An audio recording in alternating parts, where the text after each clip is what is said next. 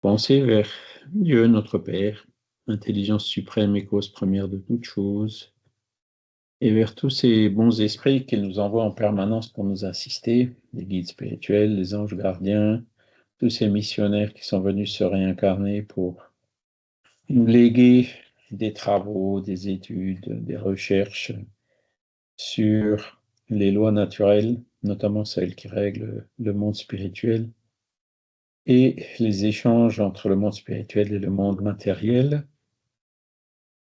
Et donc, c'est pour ça que nous remercions ce matin pour l'occasion d'être réunis pour pouvoir étudier un peu plus ces lois, qui sont des lois de la nature, parce que nous savons que si nous arrivons à nous mettre en harmonie avec les lois de la nature, notre âme évolue vers le bonheur.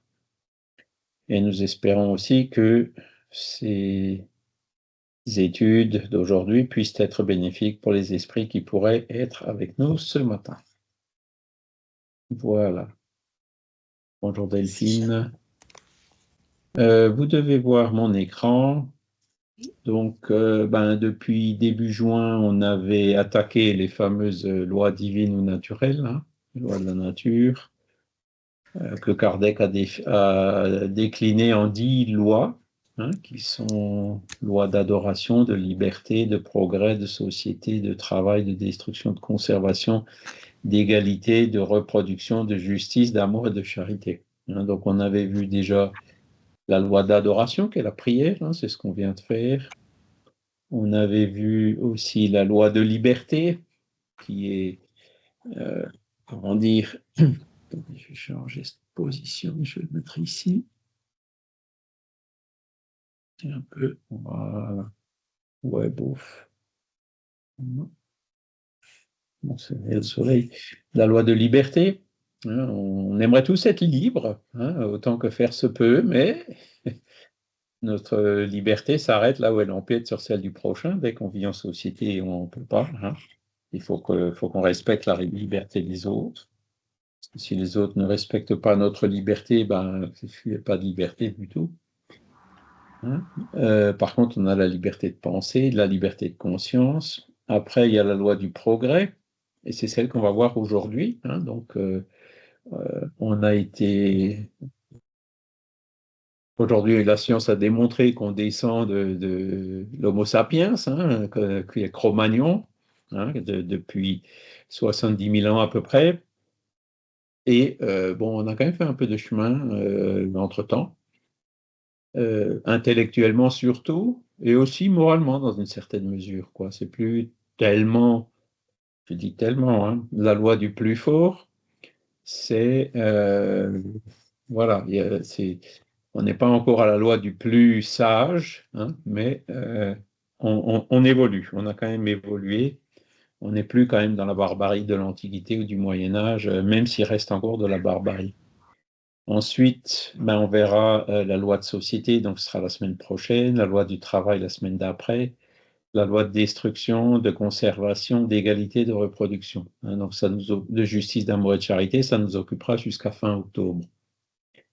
D'accord? Alors allons-y pour cette loi de progrès. Hop, si je mets ça, voilà, nous y sommes. Alors la loi de progrès. L'objectif général, c'est on évolue. Alors, je vous ai dit, on évolue intellectuellement et on évolue aussi moralement. Et à votre avis, l'évolution intellectuelle et l'évolution morale, elles marchent comment? Aujourd'hui, on voit beaucoup, on voit pas mal d'évolution intellectuelle. Par contre, l'évolution morale, c'est pas tout à fait ça. Non, je sais pas si j'ai cette impression-là. Je sais pas si vous la partagez. Tout à fait. Tout Bonjour à fait. Émilie. Hein? Il y en a même qui utilisent leur intelligence pour faire le mal, n'est-ce pas? Hein, pour des dictateurs, les corrompus et tout ça.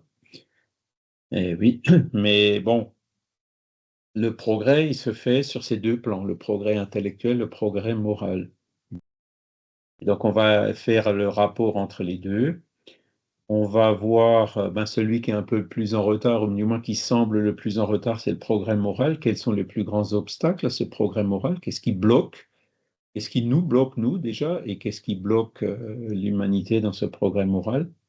L'orgueil. Et ouais, par exemple, voilà. Et donc, on va voir comment est-ce que le spiritisme il peut aider justement à encourager ce progrès moral pour que le progrès moral rattrape un peu le progrès intellectuel. D'accord? Voilà, alors, livre des esprits, donc là, il y a un chapitre, hein, donc toutes ces lois, ces 10 lois naturelles, c'est le livre troisième du livre des esprits, hein. Donc, c'est là, pour loi du progrès, c'est dans les questions 780. Et donc, Kardec, les esprits lui répondent, il y a deux espèces de progrès qui se prêtent un mutuel appui et pourtant ne marchent pas de front. C'est le progrès intellectuel et le progrès moral. Donc, vous voyez, les esprits disent, ils ne marchent pas de front, hein. Ça veut dire que c'est ce qu'on voit aujourd'hui, hein, le progrès moral et le progrès intellectuel, il avance plus vite, beaucoup plus vite que le progrès moral. D'accord? Et bon, alors on voit des gens qui sont simples, hein, et qui ont le cœur sur la main, hein. C'est pas une règle, il ne faut jamais généraliser, hein. Vous trouverez assez facilement des personnes qui sont moralement aussi évoluées que intellectuellement. Et alors c'est dommage, faudrait que je fasse une image un jour pour vous la montrer.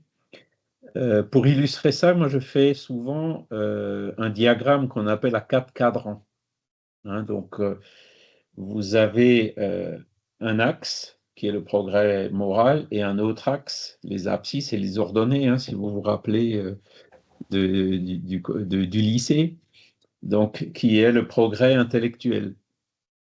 Et donc si on adopte une logique binaire en disant que c'est peu évolué et plus évolué, peu évolué, plus évolué, eh ben, on arrive à 4 cas. C'est ce qu'on appelle les 4 cadrans, hein. Vous avez 4 carrés. Et donc, si on commence par le carré en bas à gauche, c'est ceux qui sont peu évolués moralement et ceux qui sont peu évolués intellectuellement. D'accord? Alors, on peut essayer de se représenter qu'est-ce que ça pourrait être. Bon, ce sont des gens qui sont des brutes, quoi, qui sont mauvais, mais qui ne sont pas intelligents. C'est un peu, voilà, un homme préhistorique, quoi, hein, où, comme nous on était, on est peut-être encore un peu d'ailleurs, dans le passé, hein, donc moralement peut évoluer, mais intellectuellement peut évoluer aussi. Donc, bon, voilà, à partir de... C'est des cas sociaux qu'il faut aider à avancer, quoi, hein. Il faut les aider à s'éduquer et puis aussi à devenir meilleurs, leur expliquer les inconvénients du mal, quoi, hein. Voilà. Après, vous avez le deuxième cadran. Donc, c'est ceux qui sont moralement évolués et qui sont intellectuellement pas très évolués. Alors, ça, ce sont les bons collaborateurs, quoi. C'est, comment on dit ça, des chevaux de trait, hein. Une expression qu'on utilise en France. C'est des gens qui vous seront extrêmement dévoués, hein, mais qui voilà, manquent un peu d'intelligence, donc il ne faudra pas leur en demander plus que ce qu'ils sont capables de faire, quoi, hein. Ce sont des excellents collaborateurs, mais limités dans leurs possibilités à cause de leur, justement, des limitations de leur évolution intellectuelle. Donc, là, qu'est-ce qu'on peut faire? Il faut les aider, l'éducation, donc à évoluer intellectuellement, hein. Après, vous avez, on va remonter, ceux qui sont moralement évolués et intellectuellement évolués. Ça, c'est un peu les perles rares, quoi, hein, parce que ils sont très intelligents, ils utilisent leur intelligence pour faire du bien, pour se prévenir du mal, etc. Ce sont ces gens-là qui sont intelligents et intègres qui devraient nous diriger, qui devraient diriger les entreprises, qui devraient être nos responsables politiques, hein. C'est ces esprits-là qui devraient, voilà, parce qu'on a tout à tirer d'eux. Ils sont intelligents et bons, quoi, hein. Donc, ils sont tout à fait capables d'être d'avoir de grandes responsabilités au service des gens, en toute confiance, quoi, sans tomber dans la corruption, sans tomber dans la manie du pouvoir, voilà, puisqu'ils sont évolués moralement, quoi. Et puis là, vous avez le quatrième cadran, donc je l'ai laissé en dernier, celui-là. Ce sont ceux qui sont intelligents, donc évoluer intellectuellement, mais peu évoluer moralement. Qu'est-ce que vous en pensez de cela?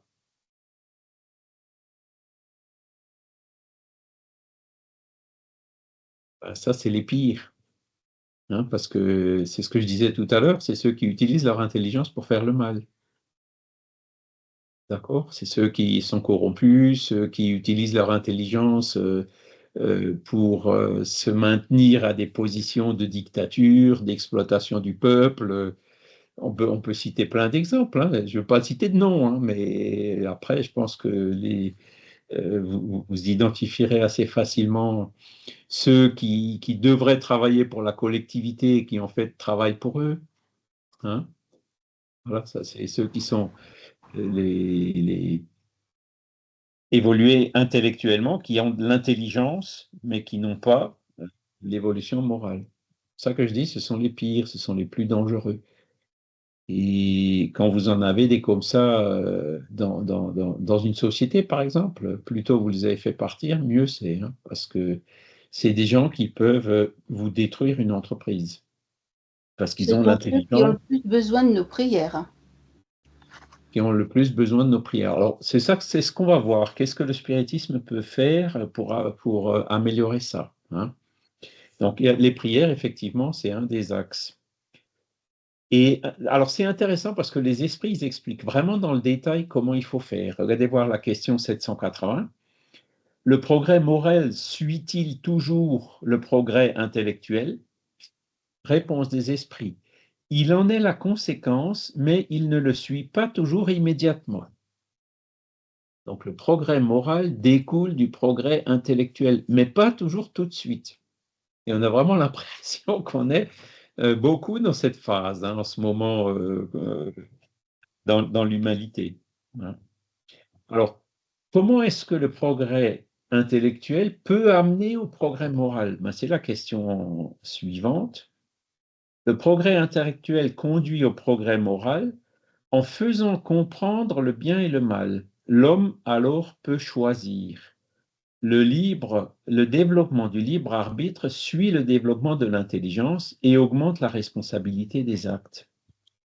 C'est-à-dire que le progrès intellectuel, à un moment donné, nous fait, alors dans un premier temps, il nous met des œillères, hein, et c'est encore une fois, on est en plein là-dedans, c'est le matérialisme, le matériel, le confort, le luxe, les avions qui balancent du CO2 dans l'atmosphère et qui font les tempêtes et les feux de forêt et tout ça pour aller se bronzer les doigts de pied sur des îles au milieu de l'océan Indien.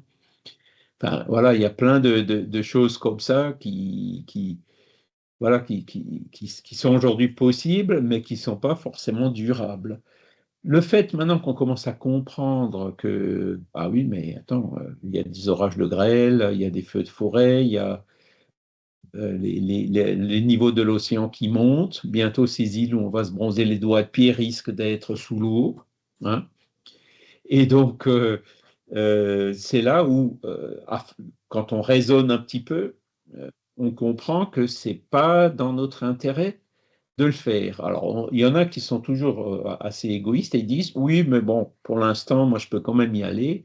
L'océan n'a pas encore monté, donc je m'en fiche, j'y vais. Oui, mais et tes enfants? Ah, voilà, et tes petits-enfants. Donc là, on commence déjà à réfléchir un peu plus, mais il y en a qui disent, oh, ben, ils se débrouilleront bien, hein.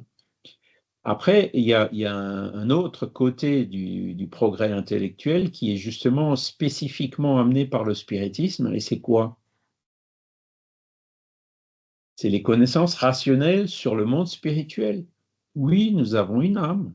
C'est le fait qu'on a une âme, c'est démontré, comme on l'a vu dans les leçons antérieures, hein, par tout un tas de phénomènes comme les émancipations de l'âme, le sommeil, le rêve, les expériences de mort imminente, la télépathie, la vue à distance, la médiumnité. Tout ça, ce sont des éléments clairement prouve qu'on n'a pas qu'un corps physique, qu'il y a quelque chose en plus, quoi. On a une âme. Et donc, le spiritisme, il va plus loin. Il dit oui, mais ok, on a une âme, et maintenant, qu'est-ce qui se passe avec elle? Elle était où? Elle était créée en même temps que le corps? Non, non, elle existait déjà avant, elle s'est réincarnée. Ah oui, mais bon, Ian Stevenson, les marques de naissance, les mémoires des vies passées, on a partout des éléments factuels que le spiritisme montre pour prouver. Et on s'adresse là bien à l'intellect, on est bien d'accord. Hein, on s'adresse à l'intelligence des personnes. Et que devient l'âme après la mort? Ah ben ok, ben, il y a la médiumnité, donc on peut leur poser la question et voilà ce qu'ils nous disent. Hein.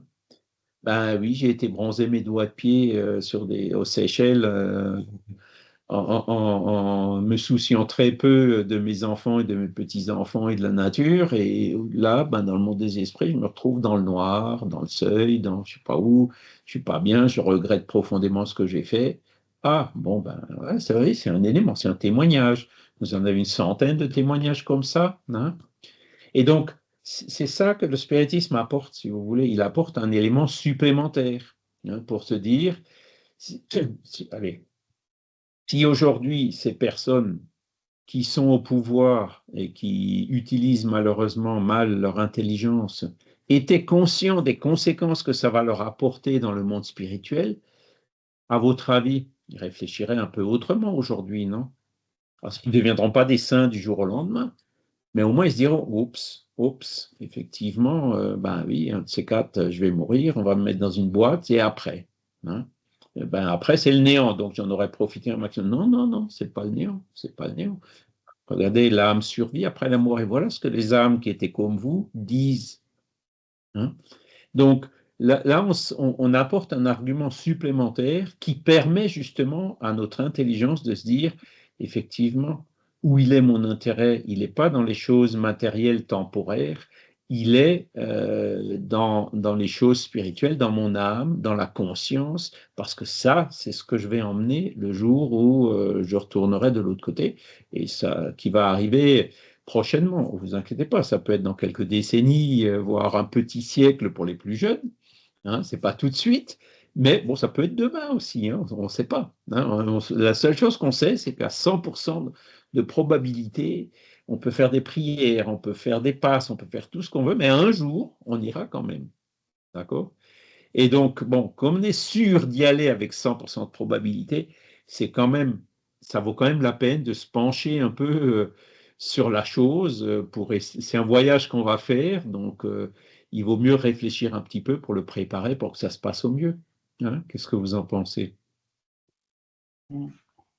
Et donc ça, c'est la manière dont le progrès intellectuel, hein, 785, peut conduire au progrès moral. On comprend le bien et le mal. Hein, on comprend ces lois de la nature comme on est en train de les voir là. On comprend euh, les conséquences du bien et les conséquences du mal. On comprend la loi d'action et de réaction, la loi de cause à effet. On comprend toutes ces choses-là. Hein. Si on fait du mal à quelqu'un ou à quelque chose, ce mal finira par nous retomber dessus, d'une manière ou d'une autre. On le regrettera. Hein, on l'aura sur notre conscience.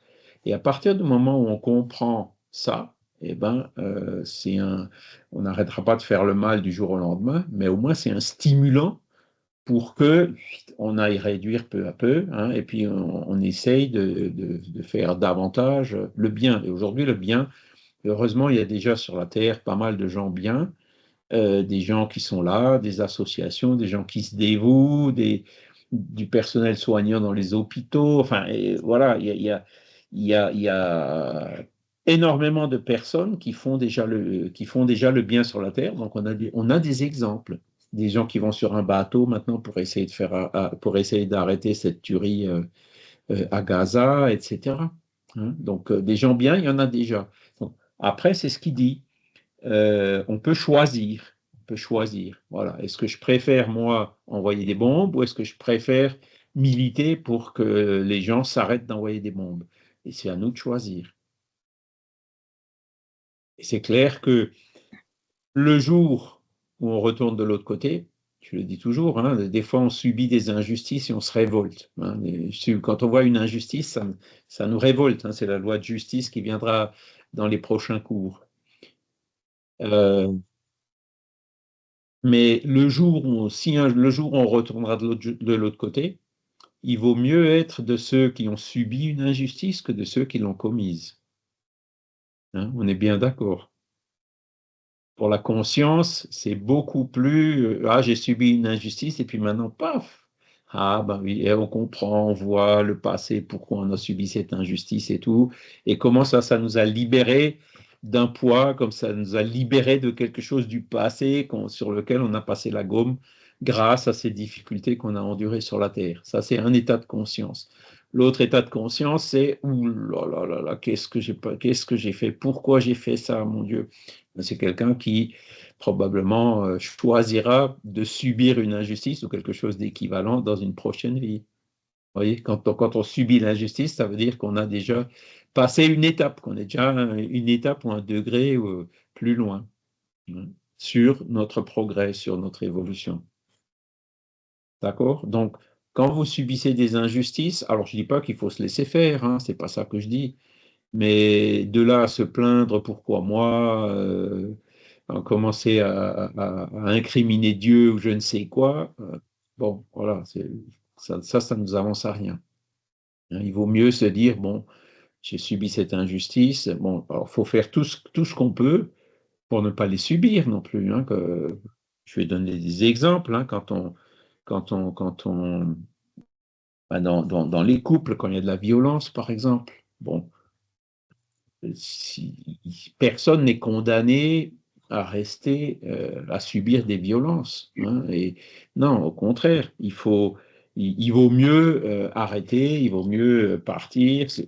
Attendre quoi? Qu'il y ait quelqu'un qui soit blessé ou quelqu'un qui soit mort? Dans ce cas-là, c'est pire. Hein, parce que la personne qui est actuelle prend une responsabilité encore beaucoup plus forte. Donc, quand ça ne va pas, hein, et c'est pour ça que le spiritisme, par exemple, vous verrez clairement l'indissolubilité du mariage, hein, notamment dans l'évangile selon le spiritisme. Le spiritisme n'est pas contre le divorce, hein, pas du tout. Je ne dis pas qu'il faut se divorcer pour un oui ou pour un non, c'est pas ça non plus. Mais quand vraiment ça ne va pas, quand il commence à y avoir de la violence et des choses comme ça, ben, il vaut mieux arrêter. Il vaut mieux arrêter, séparer de fait, séparer officiellement ce qui est déjà séparé de fait. Vous voyez. Parce que personne n'est condamné à rester, à subir des violences. Donc, c'est tout à fait légitime de se défendre, de faire ce qu'il faut, de prévenir le fait qu'on subisse des violences. Vous voyez, on est dans la logique opposée d'une logique qu'on voit parfois chez les hindous quand ils disent qu'ils voient un indigent dans la rue. Non, surtout ne l'aide pas parce que le fait d'être indigent, c'est son karma. Donc là, ça va trop loin. Le spiritisme ne dit pas ça. Le spiritisme dit son karma est peut-être fini, et donc c'est peut-être toi qui a sur toi que la providence compte pour le sortir de son karma. Vous voyez, le spiritisme est beaucoup plus euh, ouvert, c'est la charité, quelle que soit la situation. D'accord? Donc, il n'est pas du tout d'accord avec ah, c'est son karma, il faut le laisser. Non, non, ça c'est de l'omission, quoi. Voilà. Euh, donc, en faisant comprendre le bien et le mal, l'homme alors peut choisir. Alors, ça prend du temps, évidemment. Là, on a bien évolué hein, depuis l'Antiquité, où on mettait encore des gens à brûler en public ou se faire manger par des lions. Ou alors le Moyen Âge où on brûlait les gens sur des bûchers. Voilà. Bon, il y a encore énormément de violence aujourd'hui. Il y a encore des pays qui pratiquent la peine de mort. En France, heureusement, on l'a abolie. Hein. Et donc, il y a encore beaucoup de mauvaises choses ici sur la Terre, quoi. Mais on a le progrès, il y a quand même eu du progrès. Hein. Mais voilà, de progrès surtout intellectuel et technologique. Qui sait, si vous, Moi, quand j'étais jeune, vous m'auriez dit, on va faire une conférence comme on est en train de faire là. Hein, alors, vous êtes tous en France ou en Belgique, mais il pourrait très bien y avoir, on fait des fois des conférences comme ça avec des gens qui sont en Australie et les autres, ils sont aux Amériques, quoi. Vous m'auriez dit ça quand j'étais jeune, j'aurais dit non. Hein. Tu as vu un peu le téléphone, ça coûte un bras. Quand on appelait les parents au téléphone quand j'étais au Brésil, il y avait le chronomètre. Hein. Et puis, c'était pas en euros, mais on savait très bien qu'une minute, ça coûtait, je sais pas, 3, 4, 5 euros. Hein. Et ça y allait, hein, les factures de téléphone de 100 euros, des trucs comme ça. Alors qu'aujourd'hui, vous voyez, on a Internet. Il y a quand même bon, le progrès. Hein. Alors, Internet, nous, on l'utilise pour faire des cours, pour faire le bien. Il y en a d'autres qui l'utilisent pour faire de la pornographie, pour faire comment on appelle ça, du hameçonnage, de la manipulation, de diffuser des mensonges ou des choses qui sont complètement futiles. Hein. Voilà. Ben, le progrès, c'est aussi ça. C'est on n'est pas contre, le spiritisme n'est pas contre les progrès technologiques, mais il faut les utiliser à bon escient, il faut les utiliser pour faire le bien. Hein. C'est ça. L'intelligence artificielle, c'est aussi un progrès. Le spiritisme n'est pas contre l'intelligence artificielle. Ça vous arrive de temps en temps de l'utiliser? Non, Oui, ouais, plus ou moins. non. Non? Il faut Je veux dire, essayer, hein, je vous dis, c'est assez impressionnant. Hein. oui, mais Et d'ailleurs, maintenant, de toute façon, avec les dernières mises à jour des navigateurs et tout, quand vous posez une question, c'est l'intelligence artificielle qui vous répond. Et mais vous, puis, selon la question que vous posez, avec le temps, vous apprenez à comment poser des questions pour qu'ils vous répondent au mieux. Ben, les réponses sont de plus en plus sensées. Vous savez qu'il existe un chatbot de Kardec, un chatbot du spiritisme et de Kardec. Alors, c'est en anglais, malheureusement. On devrait le faire en français aussi. Ben, c'est, comment dire, vous l'ouvrez et puis c'est l'intelligence artificielle qui parle du spiritisme. Eh ben, il ne se trompe pas beaucoup. Hein. Et pour trouver des erreurs, c'est vraiment sur des nuances et des choses comme ça. Parce qu'évidemment, dans ces chatbots, ben, on met tous les livres, on met toutes les informations, toutes les revues. Et donc, il va chercher là-dedans, vous posez une question, il va vous trouver la réponse. Hein. Donc, c'est quand même. Là, vous voyez l'intelligence artificielle utilisée pour faire le bien. À côté de ça, il y a quoi? Vous avez des gens qui utilisent l'intelligence artificielle. Alors, ils sont déjà capables, par exemple, là, ils m'ont enregistré, il connaît ma voix et il me fait dire quelque chose qui n'est pas du tout de moi. Et le prochain progrès, il me filme. Hein, et donc, très bientôt, ça, je pense que ça va arriver dans les semaines, dans les mois à venir, si ça n'existe pas déjà, vous verrez une image de Charles Kempf qui va vous dire quelque chose de complètement différent de ce que Charles Kempf, le vrai, pense. Ils vont faire un faux Charles Kempf. et qu'est-ce que vous allez Donc, répondre à ça? ce que vous voulez qu'on fasse. C'est les gens qui. Qu'est-ce qu'on peut dire s'il y a des gens qui répandent des mauvaises informations sur le spiritisme? Nous, la seule chose qu'on peut faire, c'est de mettre la bonne information où il va, et puis d'appeler les personnes au discernement, de développer leur intelligence. Hein. Donc c'est ça aussi le rôle du spiritisme, c'est de développer le discernement. Hein. Voilà. Et puis après, bon, ben, si jamais vous voyez un Charles Kempf bizarre, ben, vous pouvez toujours me contacter pour voir si vraiment j'ai pété un plomb ou si c'était un faux. Hein. Voilà. Mais non, on en arrive là. Aujourd'hui, c'est vrai qu'il faut se méfier de tout. Alors, Kardec le disait déjà à l'époque. Il le disait à l'époque, pourquoi où il faut se méfier de tout? Les communications avec les esprits. Hein, il disait, attention, passez tout au crible du bon sens et de la raison, parce que vous avez des mauvais esprits qui sont dans le fameux carré intelligent et mauvais, qui vous feront du copier-coller de l'évangile, de Kardec, de tout ce que de Diva, de Chico, de tout ce que vous voudrez, mais qui ensuite vous raconteront n'importe quoi. Il y a des esprits comme ça, il y en a, on le sait. Hein. Donc, il faut toujours faire très attention. Hein. Ce n'est pas parce qu'il y a des belles phrases et des beaux, du copier-coller que son intention est bonne. Il faut toujours dire pourquoi il me dit ça, pourquoi maintenant. Hein. Le fameux filtre socratique. Est-ce que c'est vrai? Et c'est là où c'est parfois un peu difficile. Est-ce que c'est bon? Là, on se trompe un peu moins. Hein, parce que le bien ou le mal, ben, c'est ce qu'on voit hein, dans l'évangile selon le spiritisme ou ailleurs. Hein. Et le troisième, c'est pourquoi maintenant? Hein? Est-ce que c'est opportun pour ce moment? Est-ce qu'il n'y a pas une deuxième intention cachée derrière ça? Et donc, il nous appelle constamment au discernement. Et ça, c'est Kardec qui nous le disait par rapport aux esprits. Eh ben aujourd'hui, c'est vrai partout. C'est vrai par rapport à l'IA, c'est vrai par rapport aux réseaux sociaux, c'est vrai par rapport à tout ce qu'on voit autour de nous. Il ne faut surtout pas croire tout ce qu'on vous dit. Ah, je l'ai vu sur Internet, donc c'est vrai. Ouh là là. Si jamais vous pensez comme ça va être difficile, hein, parce que sur Internet, des choses qui ne sont pas vraies, il y en a. Et ça, c'est un des problèmes de l'IA, parce qu'il va chercher les informations sur Internet, et lui, il ne sait pas forcément faire la différence. Il sait recouper, il sait faire plein de choses, mais il n'a pas, l'IA n'a d'intelligence que le nom, hein. Il a pas l'intelligence humaine, le discernement, l'intuition, l'inspiration. Ah, ça, je le sens pas. Ça vous arrive de temps en temps de, je le sens pas. Il y a un Ah oui. esprit qui vient, qui vous donne une communication, je le sens pas bien, ça, hein. Ça, c'est l'intuition, et ça, l'IA ne l'a pas, clairement. Et à mon avis, elle l'aura jamais.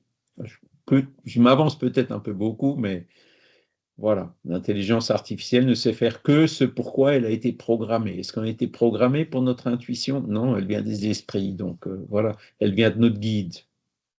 C'est notre guide qui nous fait sentir. Alors, il ne fait pas sentir, moi je le vois, mon guide, c'est comme le parent avec un enfant qui essaye quelque chose, qui reste derrière, il sait que l'enfant va se planter, et il le laisse se planter pour que justement l'enfant apprenne. Alors évidemment, il le laisse se planter, sans qu'il y ait de danger pour l'enfant. Quand il y a un danger pour l'enfant, il va l'arrêter, hein, le parent. Et le guide, il fait pareil. Et alors, il est à côté de nous et dit, et alors, qu'est-ce que tu en penses?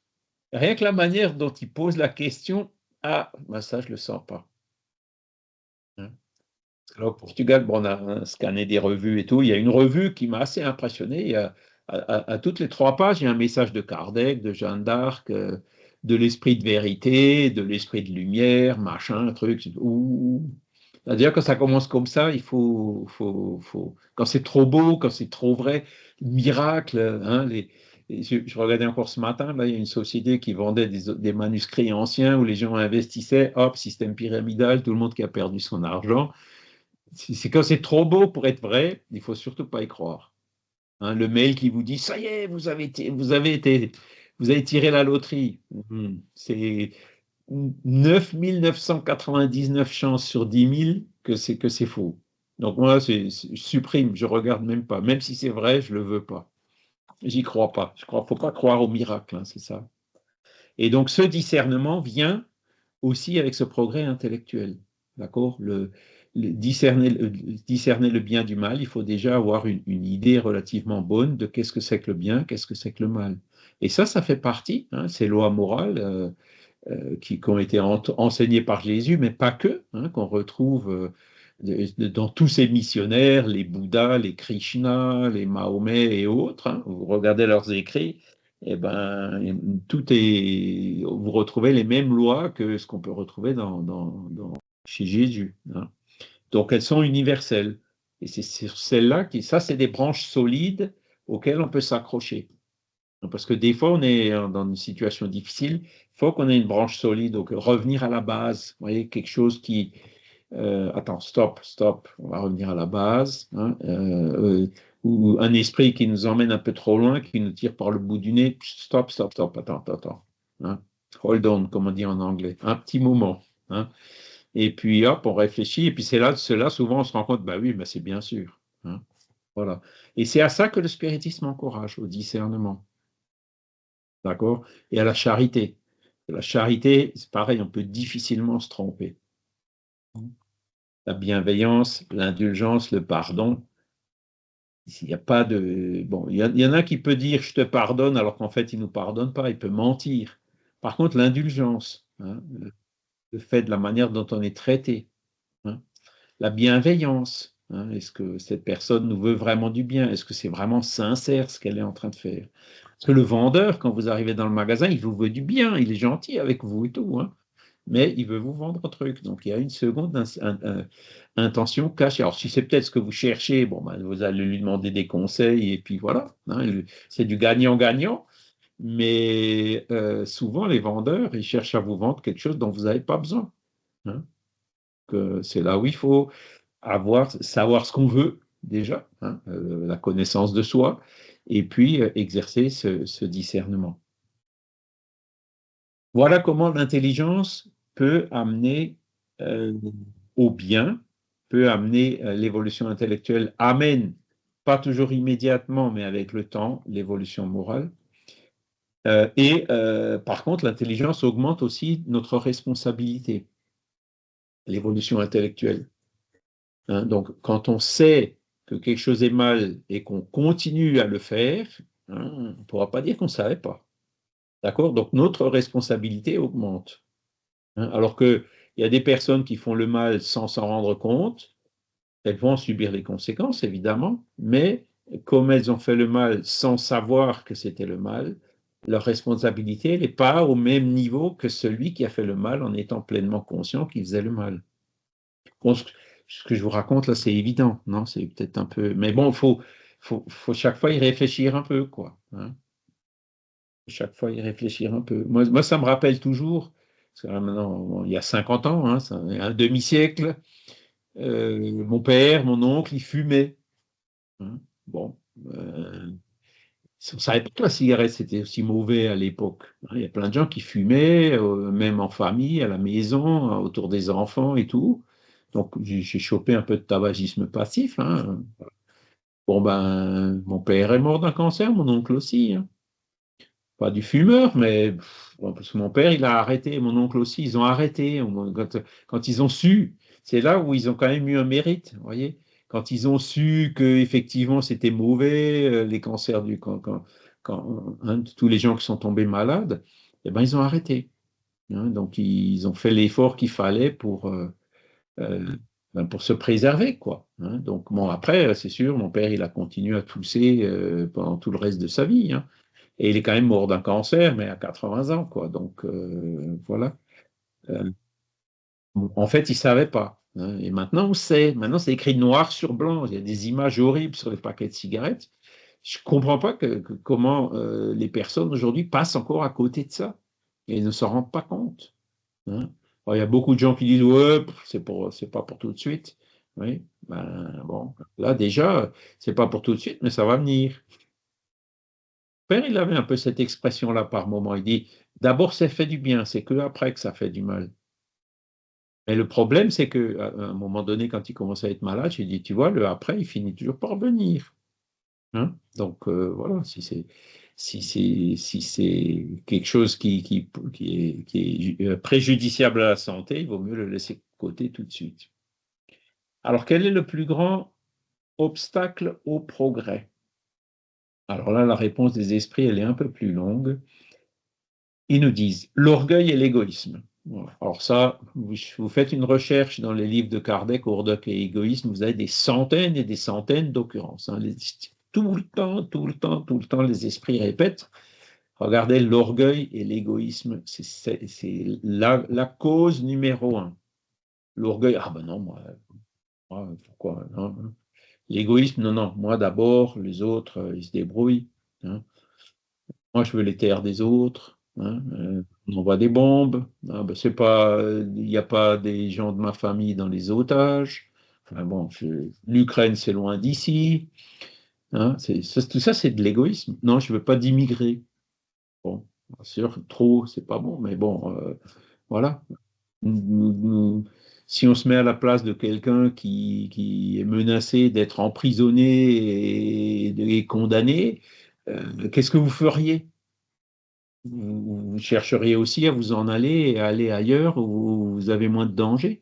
Quand vous êtes dans un pays où il n'y a rien, complètement corrompu, où vous n'avez aucun avenir, vous êtes jeune, avec une force de travail et tout, et vous n'avez aucune occasion dans votre pays, vous faites quoi?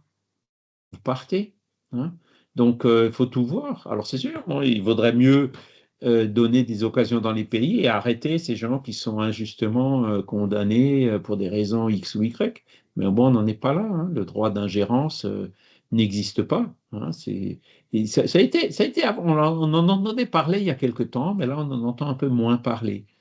Hein. Mais ça vient justement du fait que vous avez euh, encore le mal qui dirige. Et ces personnes, bon, elles viennent, ok, on ne peut pas à leur place, on le ferait certainement aussi. Hein, si j'étais né en 17 à Leidenstadt, comme disait Goldman, c'est ça? Est-ce que j'aurais été meilleur que ces Allemands? qui ont été avec le lavage cérébral et tout. Ben voilà, c'est ça. C'est là comment dire, pour savoir vraiment ce qu'on est, il faut se mettre dans la peau de l'autre, quoi. Donc de dire on ne veut pas d'immigrés ou de mettre sur le dos des immigrés tous les malheurs qu'on a chez nous, les déficits et tout ça, bon, ça va un peu loin, quoi. C'est trouver des fausses excuses pour des problèmes qui sont en fait de notre fait, quoi. Et c'est ça, c'est là où il faut rester un peu plus humble, hein.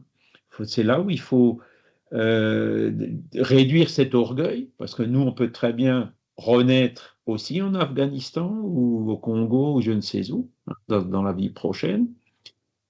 On n'est pas plus que les autres, on n'est pas plus, tous ces gens-là, ce sont des frères, et donc la charité nous demande d'essayer de faire quelque chose pour les aider. Et là, maintenant, il y a un phénomène supplémentaire qui vient se raccrocher à tout ça. Vous avez vu, il y a des canicules au Pakistan, mortalité multipliée par 2, par 3, hein, à cause de la chaleur. Ben, à Paris aussi, hein, quand vous avez une canicule à Paris, le nombre de morts augmente. Alors ça se chiffre en quelques centaines, en quelques milliers, mais bon, là maintenant, au lieu de 40 degrés, ce sera 44, après ce sera 48, et ça va arriver très vite, hein. Et donc là, ce sera plus quelques milliers de morts, ce sera des dizaines de milliers, tout ça. Et donc, il y a toute une zone de la Terre, la zone équatoriale, qui bientôt ça veut dire dans quelques décennies au plus, hein, deviendra trop chaude, où l'être humain ne pourra plus survivre. Ou alors, il faut alors constamment de la climatisation ou de l'eau, et c'est pas possible. Donc ça concerne 1 milliard d'humains. Qu'est-ce qu'on va faire avec ce milliard d'humains? Qu'est-ce qu'ils vont faire, ces gens-là, le jour où vraiment ils se sentiront mourir de chaleur? Ben, ils vont aussi chercher à partir pour aller à un endroit où il fait un peu moins chaud, ou de remonter un peu vers le nord ou descendre vers le sud, hein. Et donc, voilà. Alors, 1 milliard, ça peut paraître beaucoup, mais on est quand même 8 milliards sur la Terre. Donc, si ce milliard de personnes devait émigrer, on se dit, tiens, une famille de 7 personnes accueille une personne de plus. Quand il y en a pour 7, il y en a pour 8, hein, on est bien d'accord, non? Avec un peu de charité, avec un peu de bienveillance, avec de la fraternité, il n'y a aucun problème. On peut même monter à 10, 15, 20 milliards sur la Terre, on aura toujours suffisamment à manger à partir du moment où nous, on coupe le superflu et on partage les choses comme il se doit. Vous voyez? Donc, avec de la charité, hein, sans l'égoïsme et sans l'orgueil, on résout plein de problèmes. Il n'y a plus de guerre. Personne ne voudra imposer sa manière de voir aux autres. Personne ne voudra imposer son système en conquérant les terres des autres. Tout ça, ce sera terminé, hein, parce que tout ça découle de l'égoïsme. Donc, c'est ça, l'orgueil et l'égoïsme. Alors là, je donne des grands exemples, mais ça existe aussi avec nos voisins, avec les gens de notre famille. L'égoïsme, il est partout, hein. Enfin, partout, sauf chez ceux qui sont charitables, hein. Et moi, j'avoue que je ne me déclarerai pas avoir complètement résolu ces problèmes d'égoïsme ou d'orgueil. J'y travaille, mais je ne suis pas parfait, hein. Donc voilà, ça mettra encore du temps. Mais au moins, je le sais. Je sais que je vais subir des conséquences le jour où je partirai de l'autre côté. Et pourtant, tu le savais. Oui, je le sais, je le savais. Donc, j'y travaille, mais bon, ça prend un peu de temps. Voilà, c'est ce qu'on appelle le travail de réforme morale. Et là, il faut prendre un marteau et un burin. Et chaque fois qu'on voit un peu d'égoïsme quelque part, taper avec le burin pour essayer de l'enlever. Et ça ne s'enlève pas facilement. Alors après, je veux parler du progrès moral, car le progrès intellectuel marche toujours. Le progrès intellectuel, il va même parfois, hein, il semble même au premier abord donner à ses vices un redoublement d'activité en développant l'ambition et l'amour des richesses qui, à leur tour, excitent l'homme aux recherches qui éclaircissent son esprit. D'accord? Donc on peut voir que le progrès intellectuel, souvent, il a tendance pas à réduire l'orgueil et l'égoïsme, mais au contraire à les augmenter. Ah, moi je suis patron, moi je suis riche, moi je suis ci, moi je suis ça. des footballeurs qui sont nés dans un bidonville, hein, et puis qui maintenant, ils sont embêtés parce qu'ils ne savent plus où garer leur 15e Ferrari ou leur 15e Lamborghini. Oh là là, quel problème, hein. Et ils ont complètement oublié, alors pas tous, hein, Maradona, il retournait régulièrement dans son bidonville ou dans son quartier, c'était pas vraiment un bidonville à Buenos Aires. Et il y en a d'autres mais il y en a, comment dire, 9 sur 10 qui sont loin de leur quartier d'origine, hein. Et donc c'est là où on voit que, effectivement, hein, quand on devient riche, la richesse peut parfois nous pousser, hein, il semble, hein, donner à ces vices un redoublement d'activité. Et aujourd'hui, on est en plein là-dedans, hein. Euh, j'ai vu ce matin aussi alors c'est pas des gilets jaunes, c'est comment on appelle ça? Bloquons tout. Ça va être le 10, là, je sais pas si c'est mardi ou mercredi. Mercredi, ouais. Pas ce que ça va donner. Bon, après, il y a plein de gens qui ont des problèmes, hein. Vous avez des étudiants qui n'arrivent pas à se loger, vous avez des gens qui n'arrivent plus à joindre les deux bouts. Ça, c'est sûr, c'est vrai, quoi, hein. Euh, c'est, c'est- Mais bon, comment est-ce qu'on va résoudre ce problème? Ah, je sais pas, j'en voyais un qui avait une affiche où il y avait écrit: c'est pas à nous de payer la dette.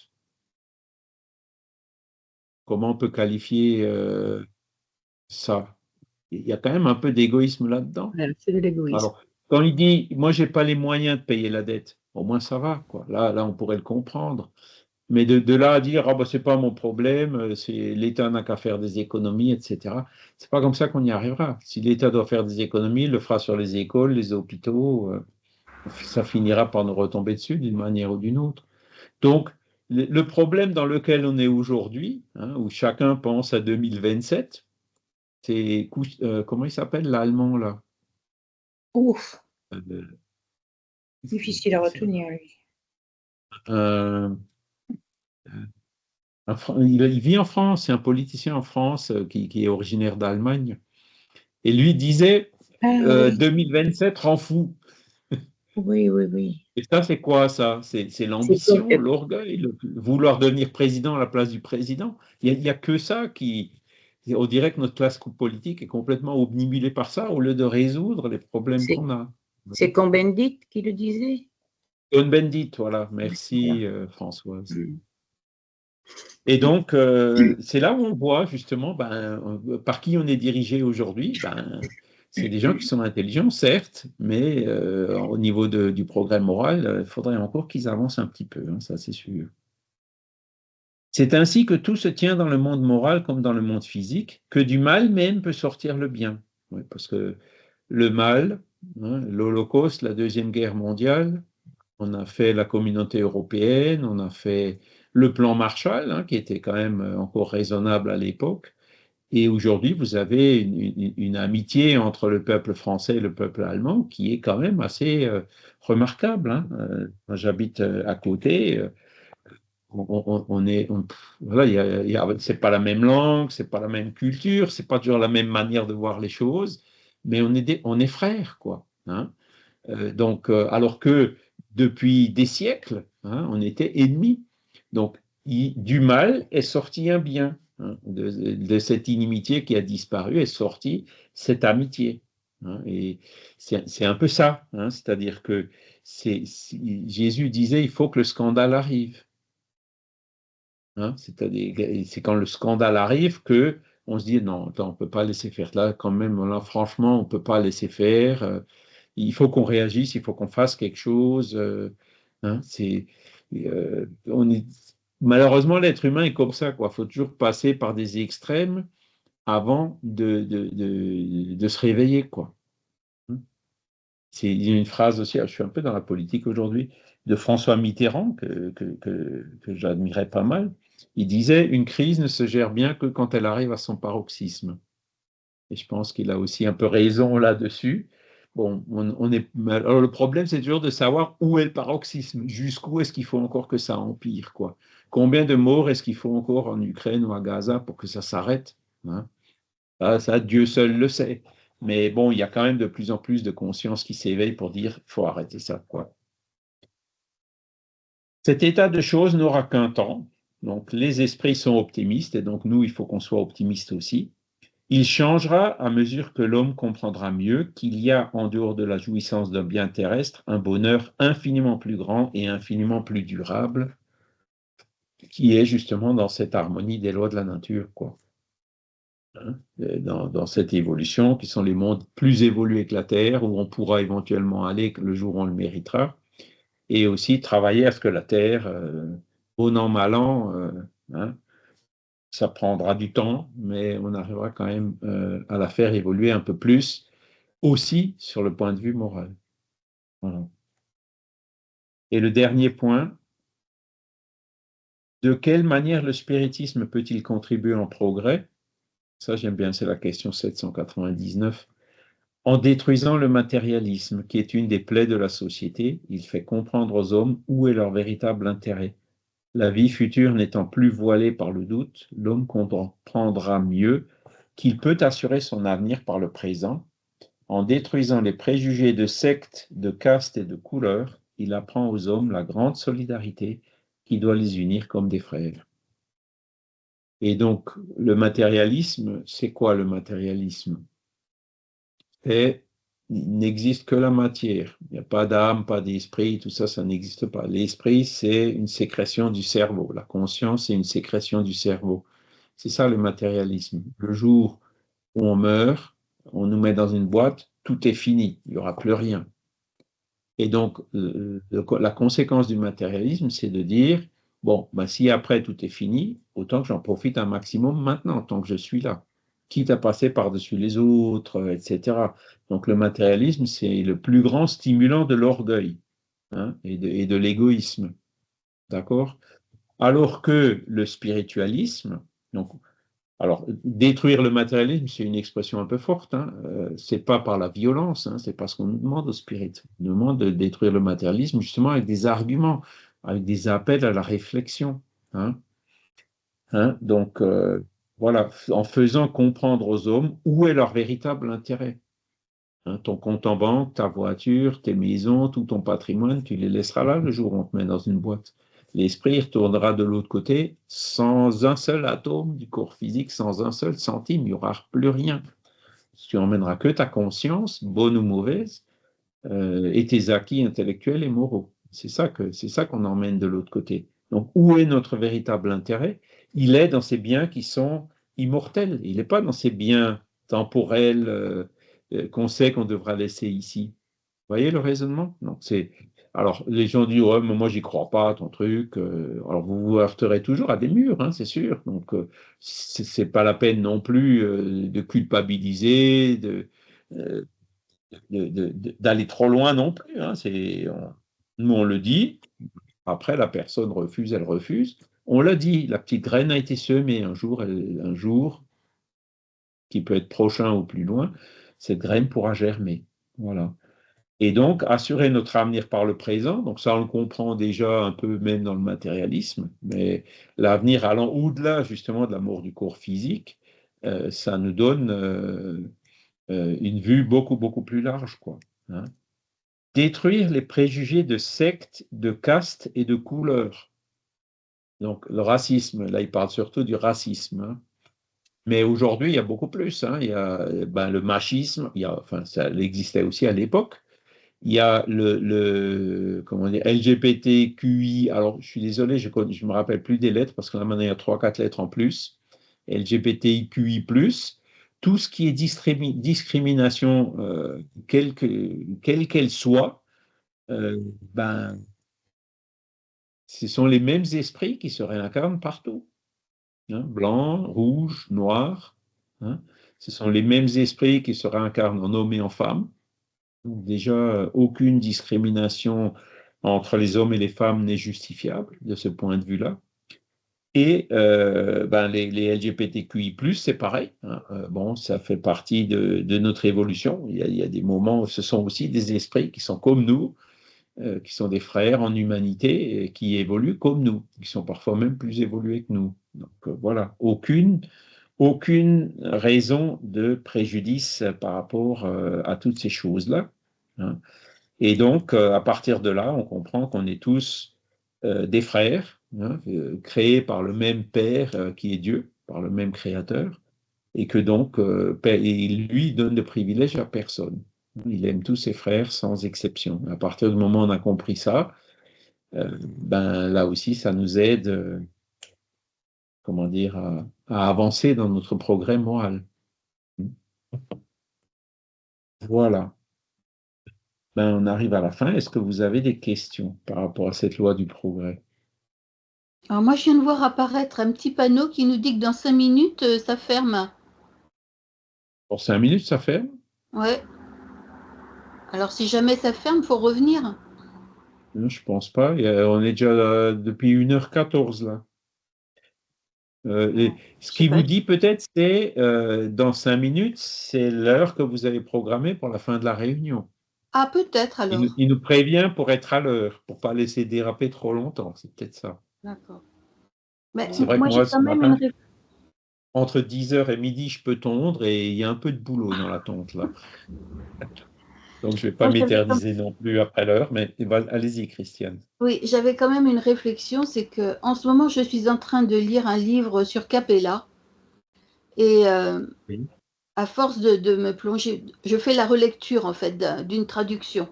Donc, à force de me plonger dans ce livre, je me suis dit qu'en fait, bien sûr, il nous a dit aimez-vous les uns les autres comme je vous ai aimé. Mais moi, il m'est venu que il faut aimer les autres plus que nous-mêmes. Parce que si on arrive à aimer les autres plus que nous-mêmes, il n'y a plus d'orgueil, il n'y a plus d'égoïsme. Et il n'y a plus de guerre non plus. C'est vrai, mais Jésus, c'est pas tout à fait ce qu'il a dit. Il a dit aimez les autres comme vous-même, c'est-à-dire au même niveau. Oui. Et il Et a dit parce que comme aimer je les vous ai autres aimé. plus que nous-mêmes, ça demande déjà une sacrée évolution. Et à partir de là, il y a quand même cette estime de soi. Vous voyez ce que je veux dire? Le Bah, problème, c'est que la personne qui n'a pas d'estime de soi, la personne qui ne s'aime pas, elle n'arrivera pas à aimer son prochain. Elle aura beaucoup de mal, hein. Alors, c'est vrai, ce serait bien de pouvoir y arriver, hein. Il faut l'avoir comme objectif. Mais je pense que la formule qu'a donnée Jésus, que ce soit au même niveau, ben, c'est déjà pas mal, hein. oui. D'aimer le prochain plus que nous-mêmes, c'est peut-être un cran au-dessus, ce sera peut-être pour un avenir euh, qui est peut-être pas tout de suite, mais enfin bon, pourquoi pas, hein. Et c'est peut-être ça l'amour, justement. Le véritable amour, dont Vincent nous pose toujours la question, qu'est-ce que c'est l'amour? Hein? L'amour, c'est peut-être justement d'aimer tellement l'autre plus que nous-mêmes qu'on s'efface et à partir du moment où on voit l'autre et son bien-être, son objectif, l'aider, enfin faire tout ce qu'on peut pour l'autre, même à notre propre détriment. Regardez ce qu'a fait le Christ. À son propre détriment, il est venu, il nous a tous laissé le libre arbitre. C'est quand même, c'est ça l'amour. À mon humble avis, hein, moi je ne suis pas performante. Je suis qu'une débutante. Ouais, là on a des exemples qu'il faut suivre, hein, c'est clair. Mais bon, est-ce que Jésus ne s'aimait pas? Ah Je sais pas. si, il s'aimait, Ben voilà. pourquoi? Ben, il avait aussi une estime de soi, sinon il n'aurait pas pu faire tout ce Ah ben qu'il a bien fait. sûr, bien, mais il s'aimait. Moi je ne dis pas qu'il ne faut pas s'aimer. Il faut s'aimer, mais il faut aimer l'autre plus que soi, parce qu'à partir du moment où on l'aime plus que nous-mêmes, il n'y a plus d'orgueil, il n'y a plus d'égoïsme et il y a plus de guerre. Je pense que ce qu'on peut, il y a une manière de le présenter qui, euh, qui est plus facile à comprendre, c'est de dire il faut que l'intérêt collectif passe avant notre intérêt individuel. Oui, oui, aussi, D'accord? oui. Parce que moi, avant le collectif, là, on est dans l'égoïsme, c'est sûr.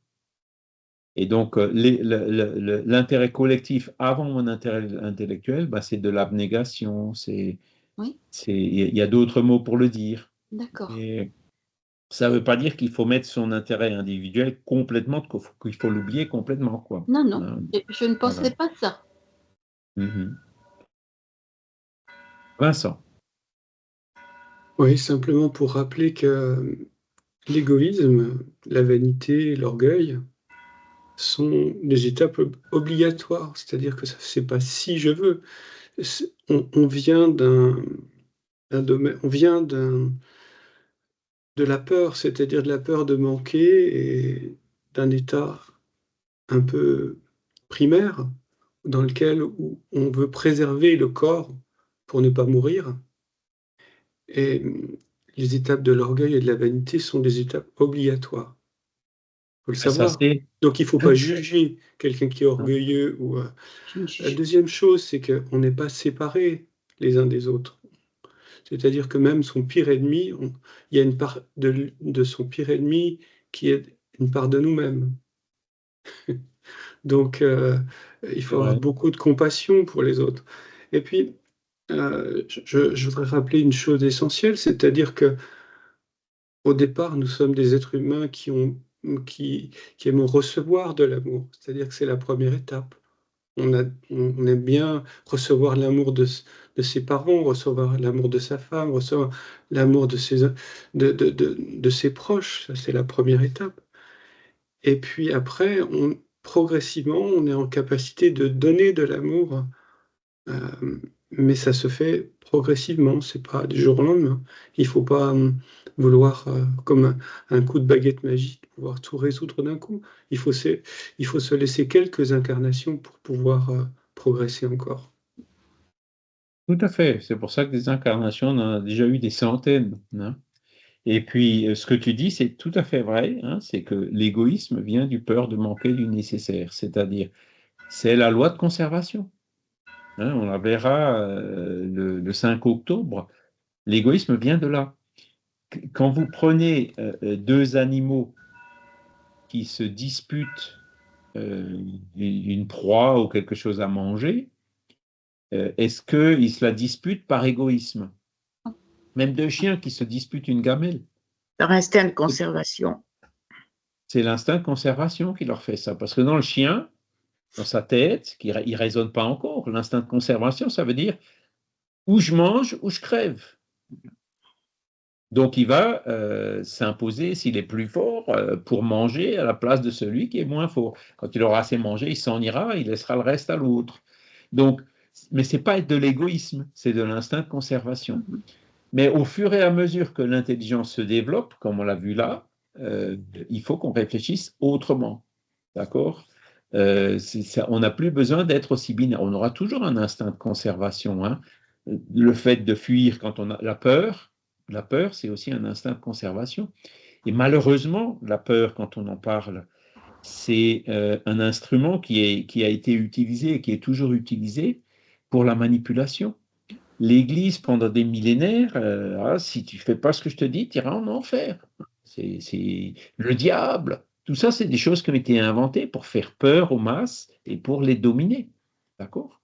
Aujourd'hui aussi, il y a beaucoup de personnes qui se font manipuler par la peur. Hein, parce que, bon, les immigrants, par exemple, ou alors les Russes qui pensent que l'Ukrainien, ce sont des nazis ou des choses comme ça, des mensonges qui sont instillés, les gens qui ne vérifient pas.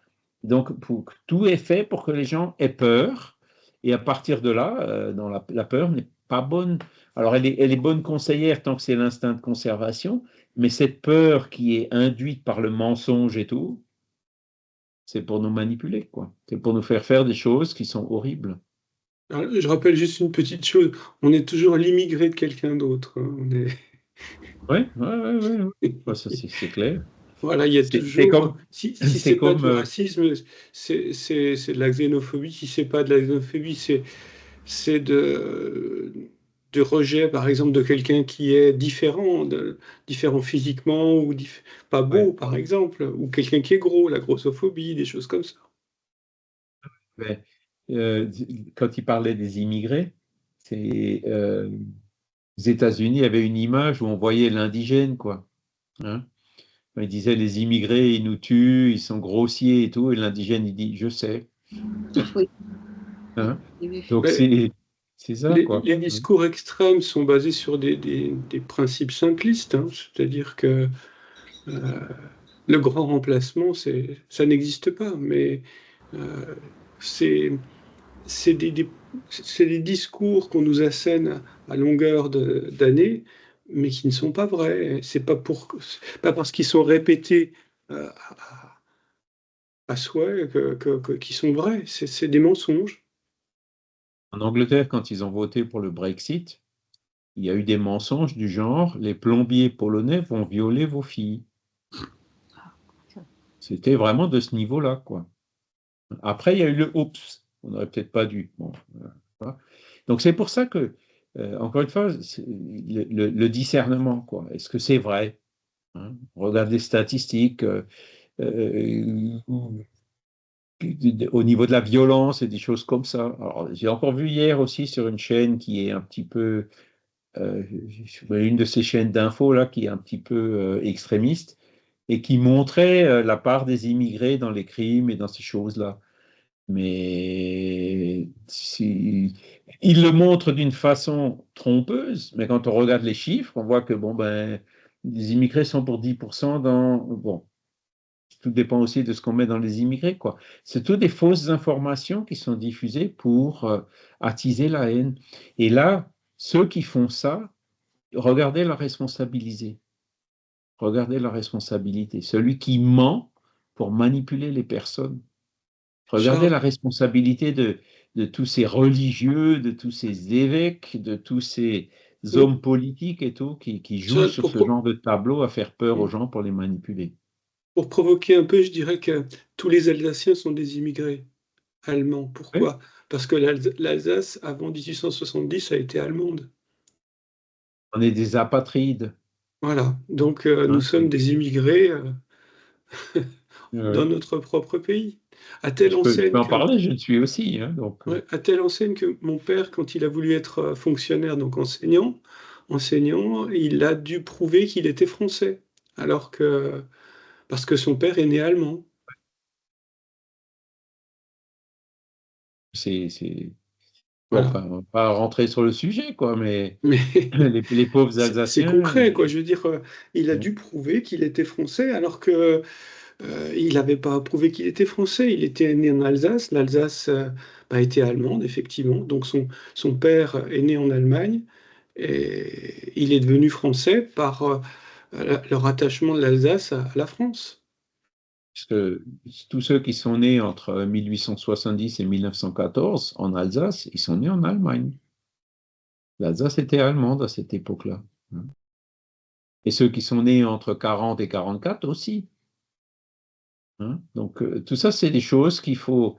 Voilà. Et puis, après, en général, bon, ben, il y a de la discrimination qui se fait, quoi. Ils ont été trahis par les Allemands, ils ont été trahis aussi par les Français. C'est ça qui fait que hein, c'est des vieilles choses comme ça qui ressortent, mais quand on va chercher les racines, j'ai connu des gens qui étaient comme ça. Hein, et si j'avais souffert ce qu'ils ont souffert, heureusement, je suis venu une génération après, mais c'est pas évident. Hein. Après, vous avez des conflits comme ça, il y en a partout. Hein. Il y a le Haut-Karabakh entre l'Arménie et l'Azerbaïdjan. Vous avez les régions est de l'Ukraine entre la Russie et l'Ukraine. Il y a plein c'est des situations qui sont complexes, quoi, et qui mettent du temps à se résorber. Mais il faut au moins attendre une génération ou deux. Alors que si on avait, avec la fraternité, il n'y aurait aucun problème. On résoudrait ces problèmes beaucoup plus facilement. Et il y a Michel qui a levé la main, Oui, mais il a ouais, dit, j'allais dire, il a fait un bout de temps qu'il lève la main.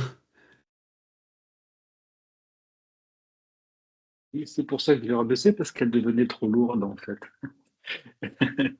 Je voulais juste prolonger, mais c'était sur l'orgueil et l'égoïsme dont vous parliez tout à l'heure. Et c'est vrai que l'orgueil et l'égoïsme sont certainement issus de l'instinct de survie, en fait, qui a été amplifié par la suite.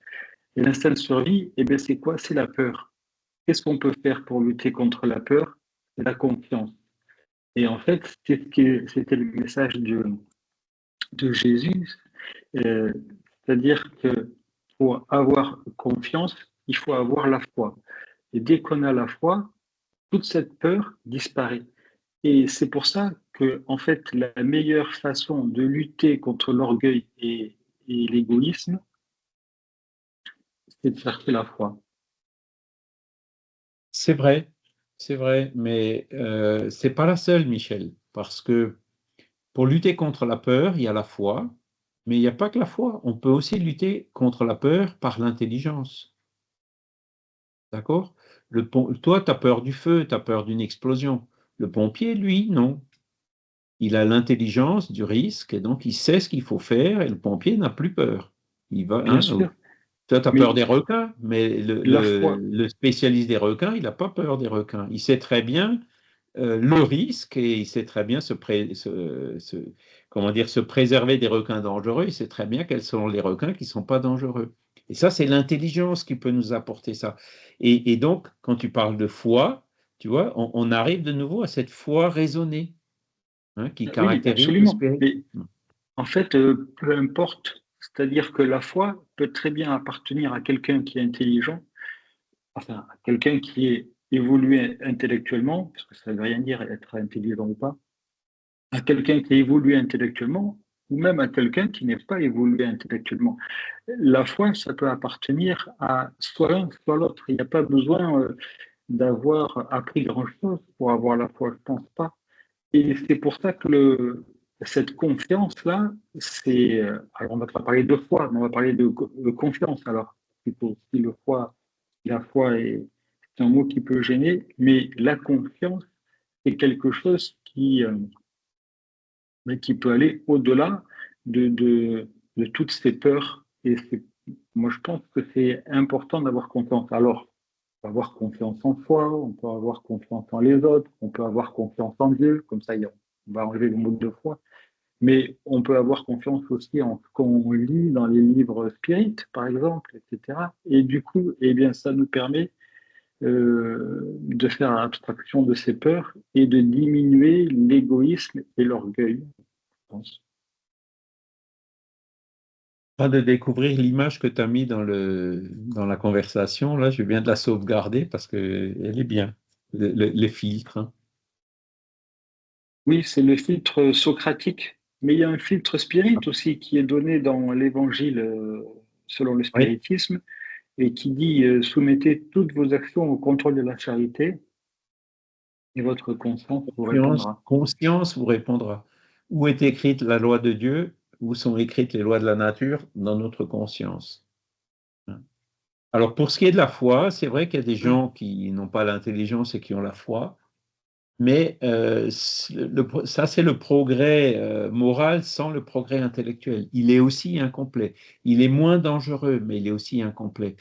Quoique, il faut se méfier parce que, euh, comment dire, les intégristes, ils ont la foi. Et au nom de la foi, ils font des horreurs, tu vois. Donc, la foi inébranlable, c'est que celle qui peut regarder la raison face à toutes les époques de l'humanité. C'est la foi raisonnée. Moi, j'ai vu des personnes aussi qui avaient construit une foi avec des systèmes un peu auto-hypnotiseurs, hein, du genre, alors comment ça s'appelait? C'était un mouvement japonais. C'était constamment en train de te bombarder en disant je vais bien, je suis heureux, je suis souriant, je vais bien, si, ça. Et donc la personne, effectivement, tu vois des personnes qui rayonnent. Et puis d'un coup, hop, il y a une épreuve qui était un petit peu au-dessus du truc, prrr, il y a tout qui s'écroule comme un château de cartes, tu vois. Et donc, la foi, la vraie foi, qui est inébranlable, elle est basée, c'est celle qui allie l'intelligence et la bonté.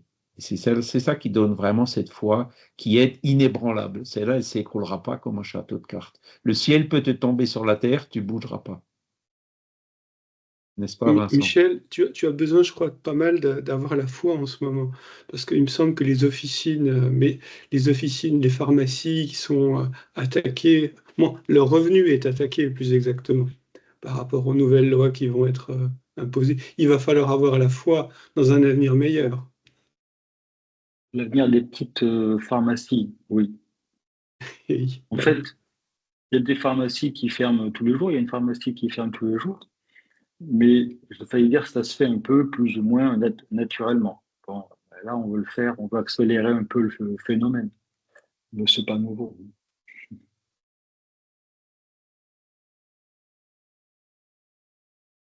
Bah, écoutez, la loi du progrès, ça va? Ah ben là, Mais Michel, on voyez aura mon encore besoin de épouse. se soigner, on aura encore besoin de pharmaciens, hein. Et Oui, oui, tout à fait. Mais on ça aura sera besoin. plus les mêmes. Ça sera un peu comme le phénomène des épiceries autrefois et puis des grandes surfaces, quoi. En fait, voilà, c'est ça. On veut. Et bon, voilà, c'est comment dire, c'est des séquelles. C'est des Mais séquelles bon, des années 80, ça. c'est sûr, dans ces choses-là, dès qu'il y a comme ça des remises en cause un peu plus profondes qui avancent, ben forcément, ça demande du changement, quoi. Hein. Euh, il y a beaucoup de choses aujourd'hui qui paraissent acquises, mais qui ne le sont pas, quoi. Hein, le fait de pouvoir aller en voiture où on veut, quand on veut, aller acheter la baguette à 2 kilomètres ou de pouvoir changer d'habit tous les. Hein, non, bon, si un jour ça ira plus. Donc il va falloir qu'on accepte de changer nos habitudes. De toute façon, si vous voulez progresser, vous êtes obligé de changer. Si vous ne changez pas, vous ne progressez pas. On est bien d'accord. Un progrès, c'est un changement. Hein. Donc, changer nos habitudes, on va être obligé, on est allé trop loin dans beaucoup de domaines et il faut qu'on s'en rende compte. Hein. Alors, c'est sûr, on ne veut pas, on résiste. Hein. On a la résistance au changement, mais plus on résiste au changement, plus en fait on freine notre progrès.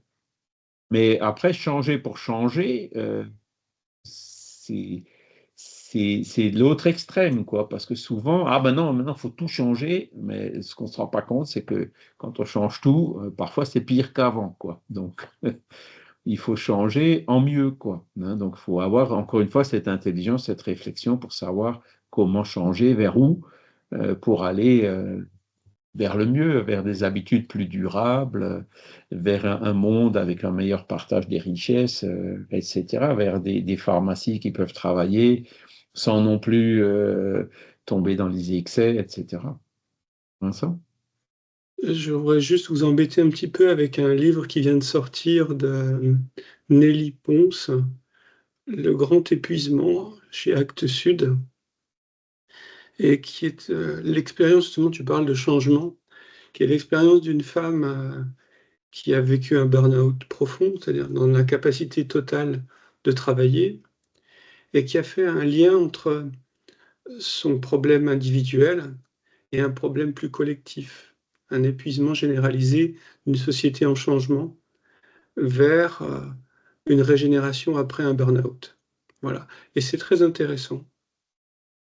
C'est c'est là où ça nous montre comment réagir par rapport à ce malaise collectif, quoi. Parce que si, une fois qu'on a fait un burn-out, comme tu le dis, alors ça lui a permis d'écrire un livre, non? Ou c'est elle a écrit un livre sur une femme comme ça, ou c'est une expérience personnelle à elle? En fait, elle a vécu un burn-out et elle fait le lien entre son expérience personnelle Ah, d'accord. d'épuisement, de brûlure intérieure, d'impossibilité de travailler et d'une société qui est en mutation profonde et qui est aussi en burn-out en fait. Elle fait un rapprochement entre sa micro-expérience, qui est une expérience personnelle d'épuisement et de brûlure, et une société qui est aussi en burn-out et qui est en épuisement et en brûlure. Voilà. Ben, c'est ça. Alors, euh, après, bon, est-ce que nous-mêmes, alors, faut se méfier, le burn-out, personne n'est à l'abri de ça. Mais bon, quand on a des branches solides auxquelles on peut s'accrocher, on peut quand même mieux se préserver d'un burn-out. Tu vois? Le burn-out, c'est quand souvent on se laisse entraîner. Moi, je l'ai vu au boulot. Hein, j'ai des collègues qui ont fait des burn-out, mais ils étaient tous workaholiques, comme on dit. Hein. Ils n'avaient pas d'équilibre entre le travail et une vie de famille et des loisirs. Ils avaient perdu cet équilibre. Donc, on sait très bien identifier des causes et à partir de là, essayer de faire ce qu'il faut pour le prévenir, quoi. Hein. Mais c'est vrai qu'il y en a qui ont besoin d'arriver au burn-out pour le comprendre. Mais d'autres, Je crois. par contre, Ouais. arrivent à prévenir et à ne pas tomber dans ces excès-là, quoi. J'ai mis le lien sur la conversation, si des gens gentil, sont ouais. intéressés par ce livre. Je crois que c'est assez édifiant de ce qu'on est en train de vivre, parce que moi, bon, là, c'est une femme qui est au travail, qui a un stage, mais ça me dérange beaucoup quand c'est des jeunes qui sont dans l'incapacité de se projeter dans l'avenir et de pouvoir commencer à travailler, à s'intégrer dans la société. Ça me dérange plus encore. C'est sûr. Les jeunes sont tellement bombardés maintenant avec les réseaux sociaux et tout. Beaucoup de gens qui se sont fait piéger, de parents, d'enfants. Donc, ils souffrent beaucoup plus de ces pressions-là que nous, on a pu en souffrir quand on était jeunes, hein, c'est clair. Ouais, il faut pas les oublier, hein. C'est vraiment les vrai. jeunes, notre. Ce sera Ils eux demain. deviendront les adultes de demain, et ils sont vraiment en souffrance, et on a besoin de penser à eux, hein, de les soutenir et de les encadrer, de les valoriser aussi, hein, beaucoup. Alors, la semaine prochaine, on va voir la loi de société. D'accord? L'homme est un animal social, c'est pas un ermite dans le désert, hein. Voilà, ben donc on va s'arrêter là pour aujourd'hui. On va élever de nouveau nos pensées vers tous ces guides spirituels qui étaient là pour nous aider, pour justement développer cette intelligence, développer aussi, nous faire comprendre où est notre vrai intérêt pour qu'on puisse aussi évoluer moralement autant que faire se peut dans cette existence, tout en étant conscient de l'effort que ça demande et que il vaut mieux avancer doucement mais sûrement dans ce sens de l'évolution morale. Voilà. Donc, merci à tous. Je vous souhaite un excellent dimanche, une excellente semaine, et ce sera avec un grand plaisir qu'on se reverra la semaine prochaine. D'accord? Merci beaucoup, Charles. Pour certains d'entre nous, Charles, l'après-midi, il y a aussi, hein, à 15h30, Ah oui. Léon Denis. Ah oui, et puis là, je serai en présentiel chez Dominique, si tout va bien. Mm. Je vais voir, parce que comme il a son père, il est peut-être enfin, il faut que je voie. Mais oui, on aura cet après-midi, oui. À 15h30. Hein. C'est ça. Okay. Bonjour. Oh là là. Excellente journée. Au revoir à tout le monde. Au revoir. Au revoir, merci beaucoup. Merci Charles, merci à tous, bon dimanche. Au revoir.